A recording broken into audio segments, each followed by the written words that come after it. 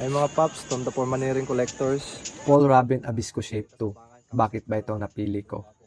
Dahil sa pagkahilig sa hiking, ay nag-invest na ako ng panibagong tent. Mula sa Nature Hike Cloud Up 1, the North Face Telos 2, at ang pangmalakasan ko na Abisco Shape 2 na may edad na 2 taon. Ang Paul Robin ay nagbula sa bansang Sweden, nakilala sa kanilang mga outdoor gear. At ang logong nakita mo ay isang uri ng hayop na tinatawag na Arctic Fox.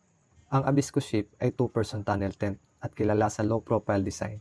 Base sa nakita kong mga review, ay kaya nitong nakatayo kahit pa sa malakas na hangin basta maayos lang ang pagka-setup nito.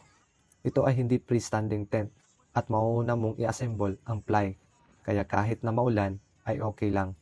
Ang nakaganda lang nito ay hindi mo na kailangan ng extra tarp para magluto kasi malaki ang space sa loob.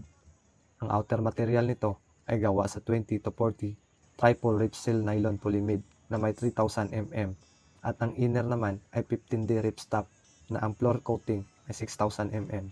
Kaya hindi basta-basta tatagusan ng tubig. Ang Paul and Pigs ay gawa sa DAC Pederlite at ang guyline naman ay gawa sa Dyneema. Ang Abisco Shape pala ay 4-season tent na may timbang na 2 kilo at 3 gramo. Ang nakaganda nito, kahit hindi mo nakabitan ng inner, ay pwede na. At nasa 1.1 kilo na lang kasama ang pigs. Hindi siya ultralight backpackers pero sakto lang para sa tibay at protection. Lahat naman ng tent ay may consequences at isa na dito ang condensation pag hindi mo na-ventilate ng maayos. Pangalawa, ang presyo din medyo may kamahalan ito.